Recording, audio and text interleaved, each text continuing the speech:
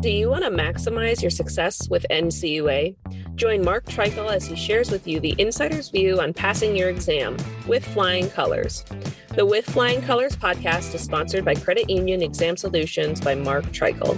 If you would like to work directly with the Credit Union Exam Solutions team and receive support to optimize your results with NCUA so you save time and money, visit us at marktreichel.com to find out more.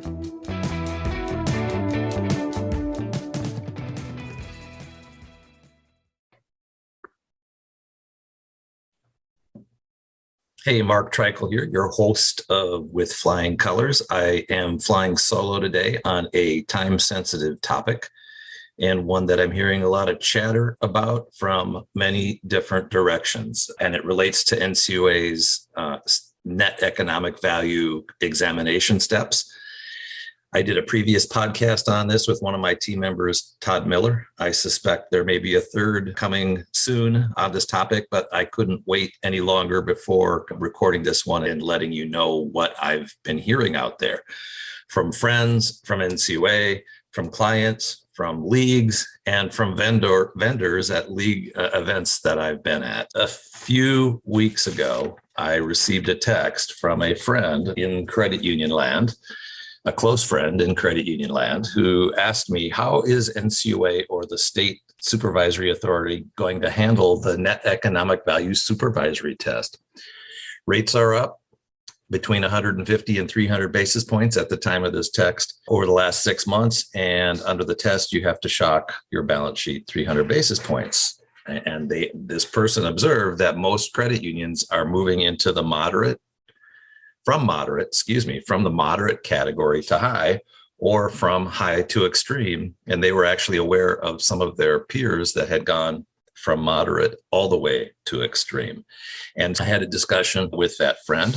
I've had some discussions with some clients who are dealing with the exact same thing.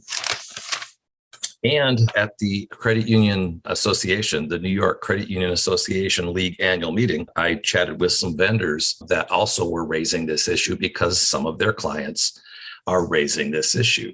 I've also heard that some ALM providers have been making NCUA aware of the challenges in this arena that credit unions are facing or are about to face. That, I believe, that chatter, either coming from one of the major trade associations or coming from some of the main vendors, led NCUA Board Chairman Todd Harper to make a statement at the end of the May board meeting relative to this topic. Specifically, Chairman Harper said relative to interest rate risk preparation and rate shock and net economic value, that NCUA is aware of industry concerns about how examiners will supervise for market risk given rising interest rates. Interest rate risk has long been a supervisory priority for the NCUA. We know that credit unions have planned accordingly for changes in interest rates over the years, even more so since the last update in the NCUA supervisory procedures in 2017. Editorial comment: those NCUA supervisory procedures are, in fact, the net economic value stress testing that I'm chatting with you about here today. Harper goes on to say that NCUA, as a result, is now developing guidance for examiners on how to work with credit unions whose sensitivity to market risk and other risks has increased due to the ongoing uptick in interest rates and related economic uncertainty.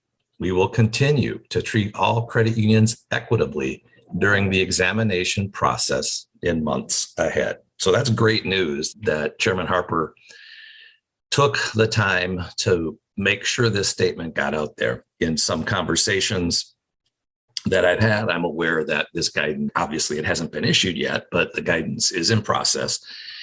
And what happens when guidance comes out like this, it gets drafted by the Office of Examination of Insurance. They may have help from the regions in that regard. The draft guidance goes through different vetting processes. There are different committees that have to look at it. And ultimately, the regional directors generally get an opportunity to review it as well. So while Todd issued this statement in May, now we're at the end of June.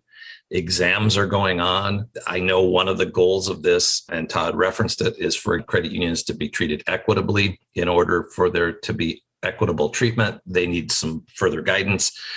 So my guess is this guidance will come out sometime in July, and hopefully it gives credit unions some better guidance on how to submit plans if they're in the extreme category. So let's go into that a little bit. So how could this guidance come out? It could come out as part of the examiner's guide, which is not likely. That's a longer runway. It could come out as part of the National Supervision Policy Manual. Again, that's a longer runway involving more committees at NCUA. It could come out as a risk alert. It could come out as a supervisory letter, or it could come out in a letter to credit union. Or lastly, the way that I'm predicting it will come out is a letter to credit unions that attaches a supervisory letter, which is guidance to examiners.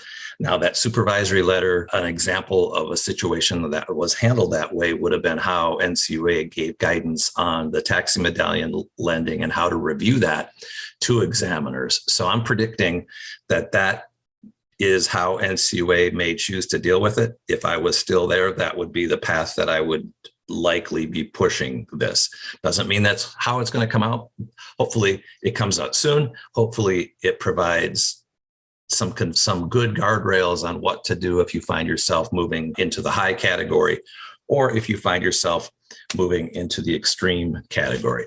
As a reminder, credit unions under $50 million in assets don't have to worry about this as much, and they are tied to the estimated net economic value tool, and they are not required to do the workbook, if you will. Credit unions between $50 and $500 million in assets, this is where they can start to get stuck in the ramifications of the guidance that came out several years back. If you are in the $50 to $100 million category and your test is coming out as high or extreme, you're going to get shifted from having 15 examination steps done to having 25 review steps done as part of your examination.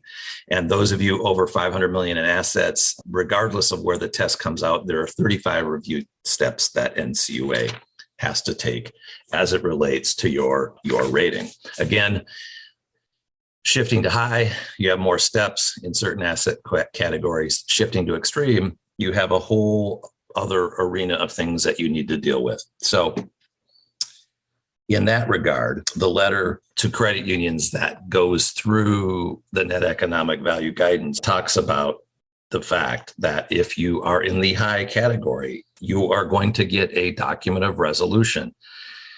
So a document of resolution is part of your examination, obviously, and that document of resolution is going to have you develop a plan that includes a strategy to reduce your interest rate risk position to a less than extreme level based on results of the net economic value supervisory test within a reasonable time. So if you find yourself in an extreme category, you will get a document resolution based on the current guidance. And that document resolution is going to require you to develop a plan within a reasonable period of time. Now, will that document of resolution use the words within a reasonable period of time? Will that document of resolution say you must do it within X number of months, or within a year, or by the end of the year?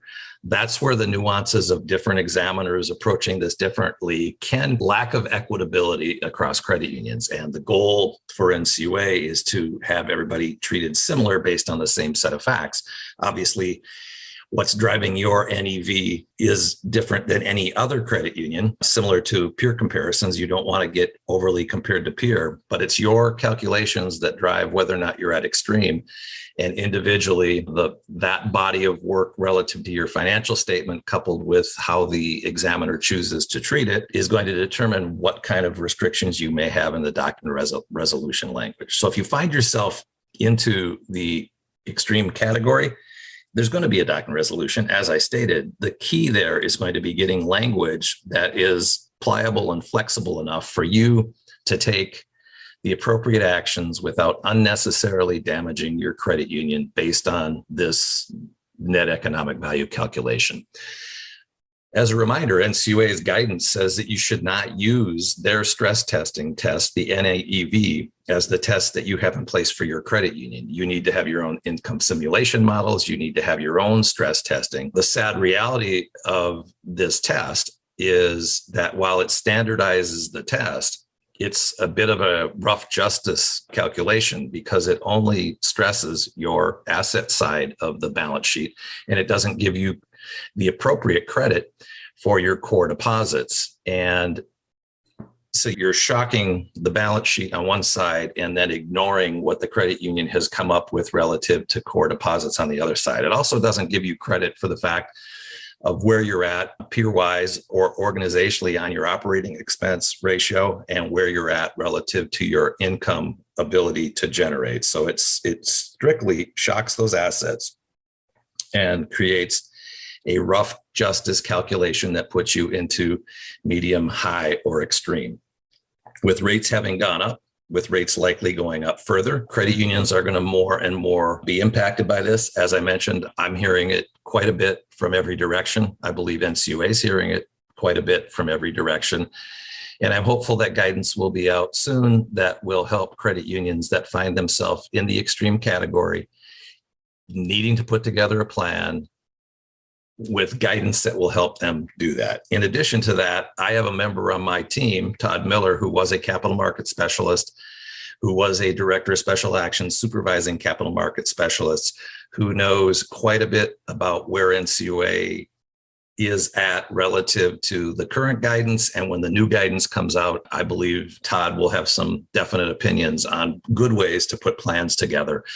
When that guidance comes out, I will interview Todd here again on my podcast. But in the interim, if you find yourself moving too high or extreme and need some assistance on that plan that you might have to develop or the strategies that you might want to put in place to avoid even coming to extreme, reach out to us here and we can provide guidance in that regard. Lastly, again, stay tuned for more information on this. I'm recording this podcast on June 27th. It's going to be published on June 28th, and we will update this topic once NCUA comes out with more guidance. Hopefully, it comes out as a supervisory letter to examiners that you can dive into, digest. We will do the same thing here and provide you some feedback on how to best deal with this issue if you find this a challenge at your credit union. All right, I want to thank you for listening, and I hope you'll join us here again next time on With Flying Colors.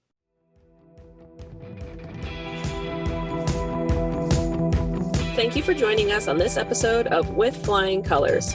Subscribe on your favorite podcast app to hear future episodes where subject matter experts of all varieties will provide tips on how to achieve success with NCUA. If you would like to learn more about how we assist credit unions, check out our services at marktreichel.com.